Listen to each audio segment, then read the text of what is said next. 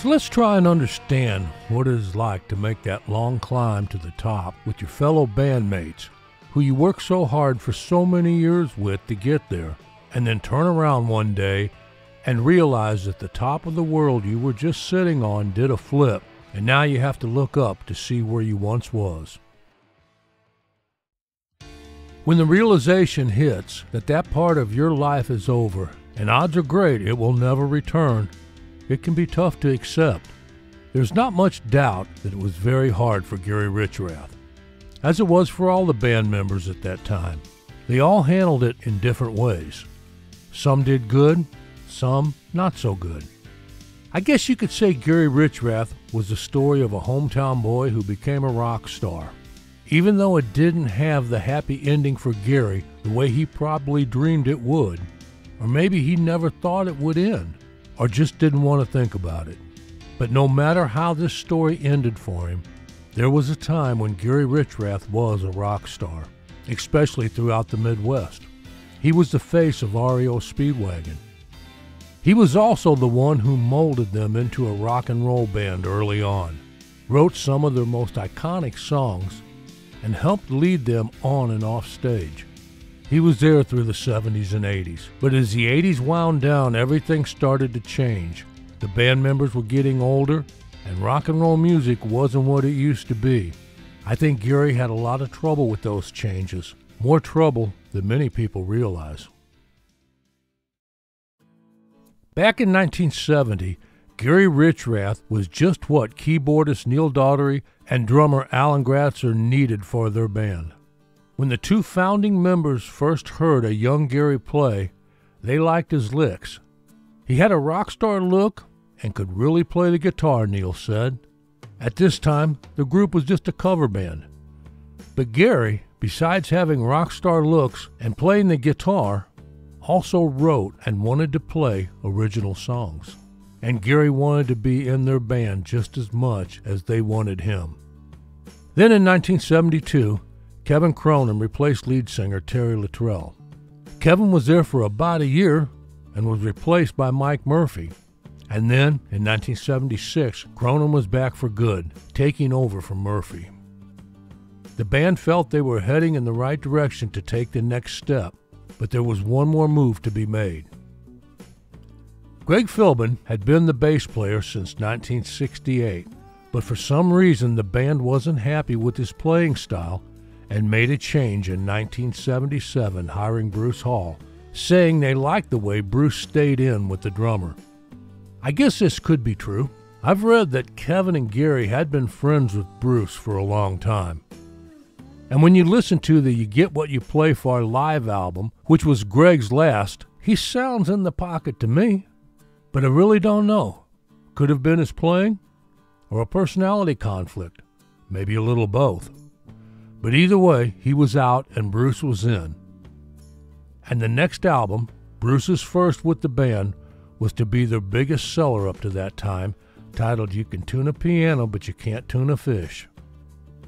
This lineup would stay the same for almost a dozen years, and it would be the one that would take REO Speedwagon to the top during the late 70s and into the early 80s. The album High Infidelity was released in the winter of 1980. The album became a big hit in the United States, peaking at number 1 on Billboard's 200. It would end up selling over 10 million copies and produce 6 singles. Now I say this tongue-in-cheek, but it had a little help too. MTV debuted just after midnight on August 1st, 1981. REO Speedwagon was to have 8 videos on MTV in the first 24 hours that the channel was on the air.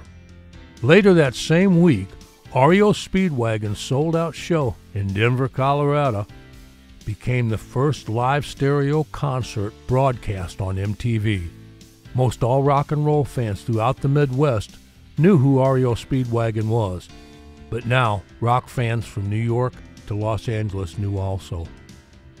The band was on top of the world at this point of their career. Reaching the top is hard, but it's even harder and way more stressful to stay there. Gary and Kevin Cronin had found the groove as far as songwriting.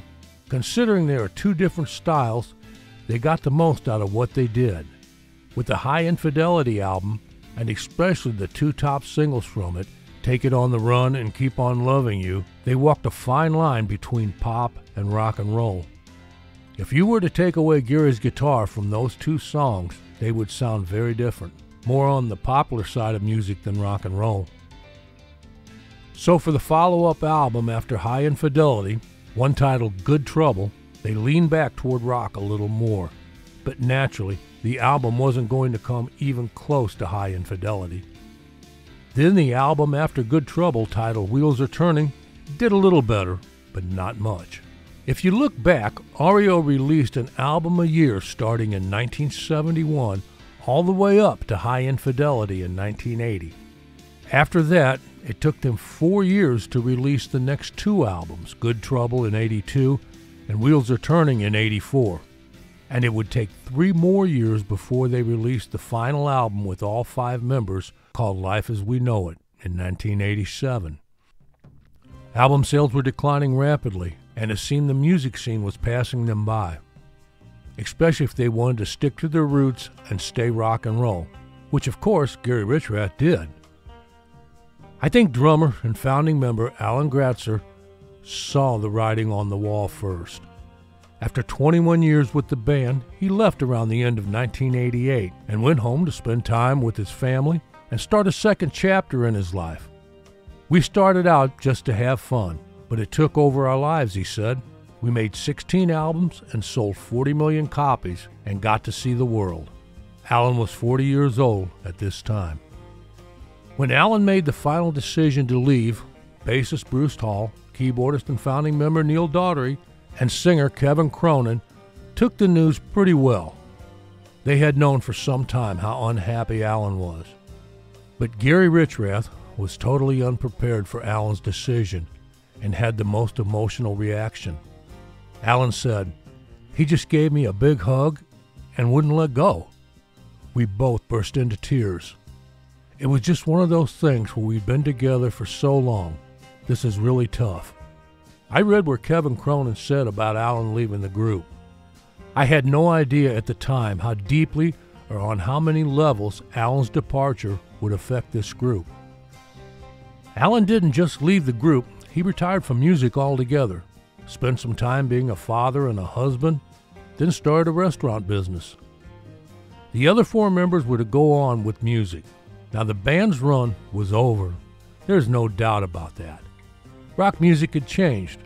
At the time Gary left in 1990, some of the top-selling albums were The Black Crowes' Shake Your Money Maker, Cinderella, Heartbreak Station, and AC/DC's The Razor's Edge.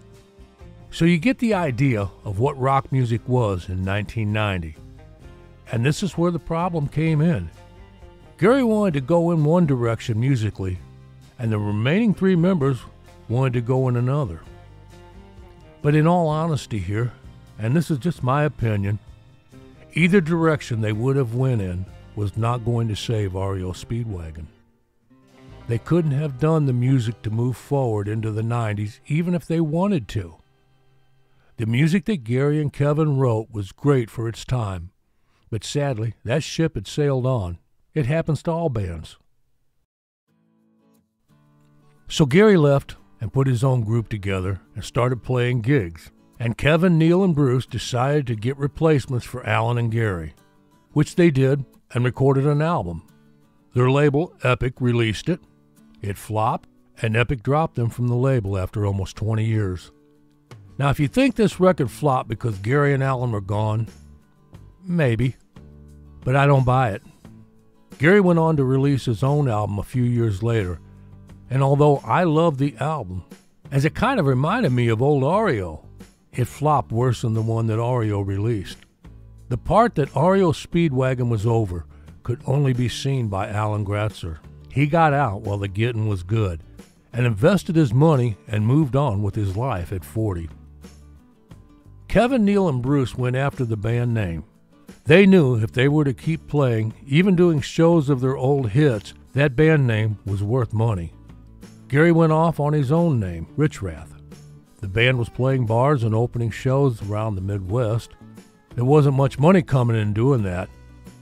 I saw Gary and his band Richrath a few times during the 90s, and they were good. But they were now a bar band trying to get opening gigs. They were selling and promoting the album off stage. I will say this for Gary, even though this was a far cry from his REO Speedwagon days, he still gave it everything. And what people were there crowded around the stage on his side to watch him play.